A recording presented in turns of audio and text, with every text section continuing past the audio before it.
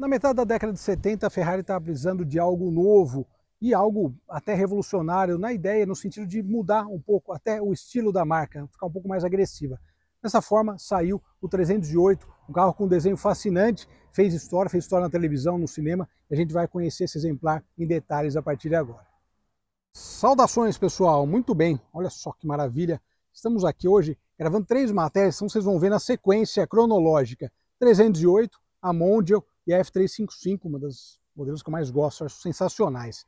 Mas começaremos pela 308, carro do Magnum. Esse do vídeo sobre aquele momento de transição. Logicamente, a Ferrari, na década de 70, mudou o seu estilo. Pega os Ferraris dos anos 60, elas trazem um estilo muito próprio, mais arredondado, carros baseados em veículos de corrida também, muitas vezes. Os modelos de rua são sensacionais, e todos V12.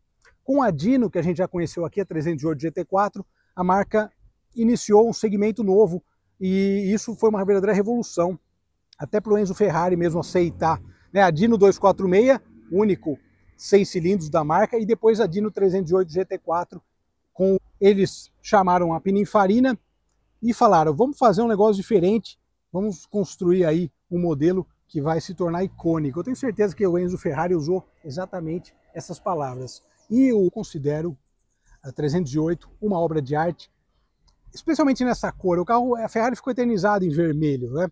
Mas uma coisa bacana, quando a gente olha aqui, o estilo desse carro é muito próprio, né? Faróis escamoteáveis, o detalhe do teto de outra cor, ou seja, são algumas coisas que elas todas, mas sem dúvida nenhuma que a 308 ela iniciou esse movimento, eixos, né? Isso é uma importância muito grande. O V8 com entre-eixos realmente foi uma revolução dentro dessa ideia da Ferrari, que só tinha V12 na década de 60 e anteriores.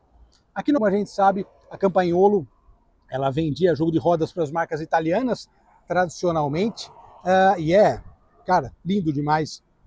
Seguindo por aqui, outro item e outro detalhe de design que eu acho fabuloso é isso aqui. Essa curvatura da carroceria, justamente para ventilação também do V8 que está aqui atrás, é incrível, e é não só incrível em termos técnicos, uma função técnica, mas também quando a gente fala em termos de design, de utilidade de design e uma nova escola de design, digamos assim. Isso influenciou designers do mundo inteiro, porque, cara, realmente sensacional essa ideia geral desse carro. E aqui, 308 GTS, Gran Turismo Spider, como a gente sabe, ela surgiu um pouco depois, né? Primeiro veio a versão fechada, mas, meus amigos, que beleza, que maravilha. O detalhe aqui do conjunto óptico traseiro redondo, que aliás foi engraçado, que sairia 20 anos depois seguindo essa mesma ideia. Cara, seja de frente, seja de traseira, 308 é um carro icônico e realmente sensacional. Ex-piloto de Fórmula 1, campeão da Stock Car, enfim. Detalhe aqui, então, essa versão Targa, né, GTS. Um detalhe interessante que a gente vai ver diferente em cada matéria. Olha só, a abertura da porta e o desenho aqui da porta, que é fabuloso. 2 lugares, clássico demais. E uma coisa sensacional, aqui os carros são do mesmo proprietário, estão aqui com plástico, proteção para andar, enfim, tranquilo, não tem fascinante. Uma coisa interessante falando de ergonomia, vocês vão notar depois, essas Ferraris clássicas, os pedais são virados para a característica, né? O Enzo Ferrari, sem dúvida nenhuma, pensou nisso. Esse carro tem chassi tubular e também pelas chapas de aço, ela ficou até um pouco mais pesada. Então é uma coisa de curiosidade, mas funcional também. Olha o detalhe aqui, ó, volante de 3 raios, o painel de instrumentos traz uma característica curiosa, que é isso aqui, ó. Aliás, nós temos temperatura de óleo e pressão de óleo. Água, combustível, cara, eu acho fantástico, realmente fenomenal. Esses carros são muito apaixonantes e hoje está um dia quente, ótimo para andar de Ferrari, passar um calor danado, mas vamos passar um calor sorrindo. Aqui, claro, um dos detalhes mais legais, dogleg de 5 marchas, mas é uma tradição. E aqui, ó, que legal, uma inspiração meio aeronáutica, se a gente for pensar, né? Limpador, último detalhe, abertura dos vidros aqui na porta do motorista. E detalhes que todo mundo gosta de ver, inclusive eu, olha só que legal, essa parte da dianteira do porta-malas, ali tem na frente, cabe alguma coisa, mas é mais para levar eventualmente 1 litro de óleo, alguma coisa assim, é o ideal. Aqui a gente tem coisinha. E um motor V8 de 3 litros com 255 cavalos e realmente 24,8 kgfm de torque.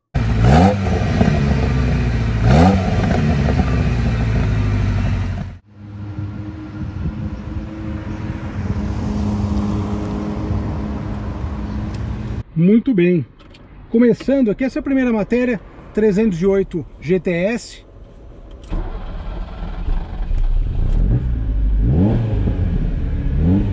Tá com escape um pouco mais esportivo, o pessoal da Navega que fez.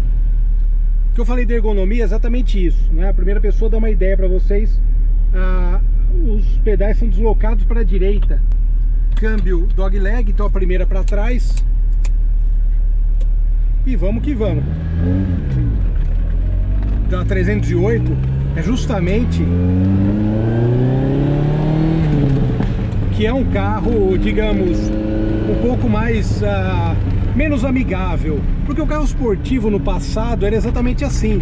Então nós temos o volante mais pesado, embreagem pesada, a própria relação de câmbio tem a grelha, mas você tem que colocar uma certa força para fazer o engate. É bem curioso.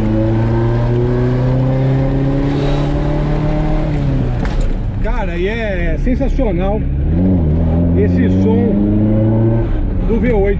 É engraçado porque a gente vai vendo nas matérias, esses motores de 3 litros foram desenvolvidos na época, traziam vários diferenciais importantes, mecanicamente falando, em termos de construção, 90 graus e tal, mas logicamente a Ferrari foi evoluindo muito e foi bebendo muito na fonte do automobilismo, né, da Fórmula 1 e também os carros de turismo.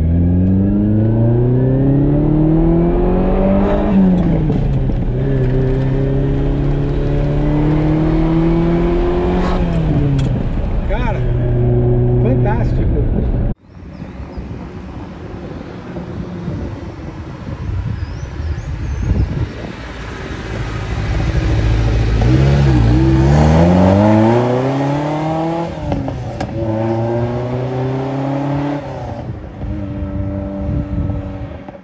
Que esse carro, ele realmente está com o motor bem redondinho, e o que é interessante, claro, é que daí a gente tem essa percepção fantástica, tanto do escape quanto da dirigibilidade também. São algumas coisas aí que se nota, né, dirigindo. A 308 ela é muito interessante porque eu comentei mais leve. Essa aqui é uma 78 e uma característica também interessante é que as versões europeias elas traziam o cárter seco.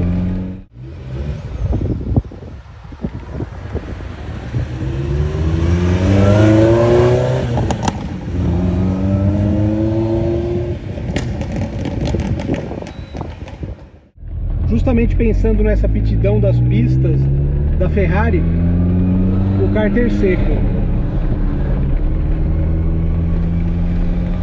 O que é legal é assim, é que dirigir esses esportivos antigos da década de 70 e 80, eles têm várias questões, os tifose, eles têm várias questões, logicamente de desenvolvimento, mas isso que é legal de cada carro.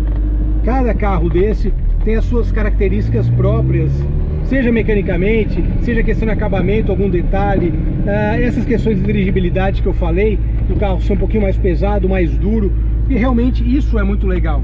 Detalhe aqui da grelha, como eu falei.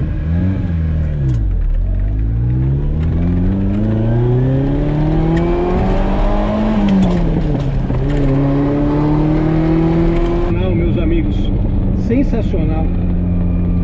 E o Niki Lauda também fez o desenvolvimento desse carro, então dá para imaginar a qualidade, né, que ele colocou nisso. Era um cara perfeccionista.